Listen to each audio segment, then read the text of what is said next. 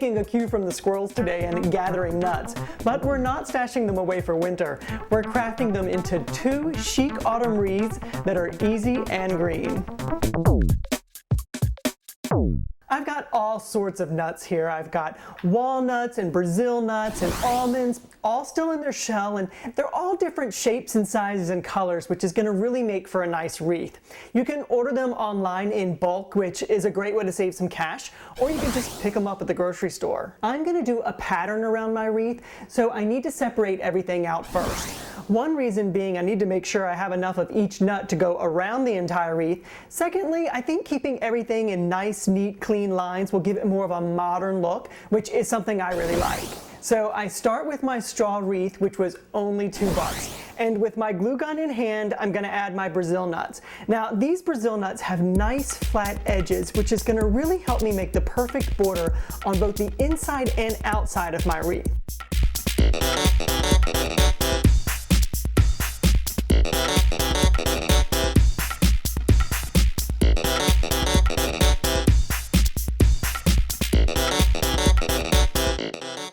I think we're off to a really good start, and there's no reason to do the back side of your wreath because no one's going to see it, and it'll actually lie flatter on your door or on your wall if there's nothing on it. So let's get started on the top part of your wreath, and for that I'm going to use these walnuts. The trick here is to put a lot of glue on the walnut because they're a little bit heavier than some of your other nuts. Then when you go to stick it on your wreath, hold it down for a few seconds until that glue really takes hold. I grew up here in Virginia, and I remember as a kid having a black walnut tree in our neighborhood, and every fall they would just pound to the ground because they grow in green round husks, and of course being a kid we would just throw them at each other. But I think every once in a while we did crack one open to kind of see what they tasted like, and if my memory serves me correctly, I don't think I liked them very much. So I guess if I had black walnuts today I would probably just use them in a wreath. The rest is really easy.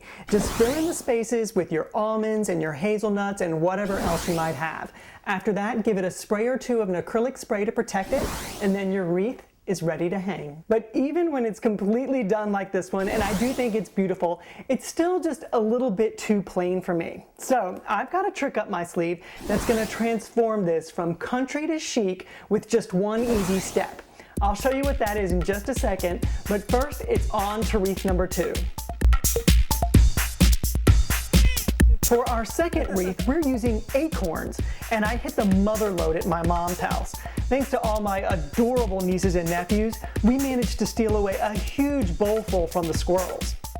The best part about using acorns, they're free. I mean, it doesn't get much greener than that. Now, one step you don't want to skip when making this wreath, be sure to put your acorns in a 200-degree oven for about 45 minutes. That should take care of any creepy crawlies that might be living inside of them.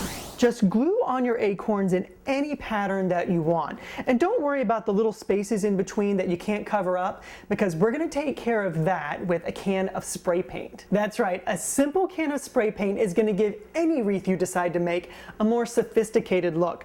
You could go with something neutral like this khaki, and that'll really take you through the holidays and all year round if you want. Or you could go with something more dramatic like purple or red. But you could also use whatever kind of paint you might have in your basement. So you can see here that I spray painted this wreath and hung it with some ribbon, and I chose this nice neutral khaki color because it'll get me through the fall and winter months. As for my acorn wreath, I think it came out so perfectly that I decided not to paint it just yet. Once Christmas rolls around, I probably will give it a spray of some silver paint to really take it from a fall wreath to a winter wreath. So there you have it, 2 chic autumn wreaths, both easy and both green.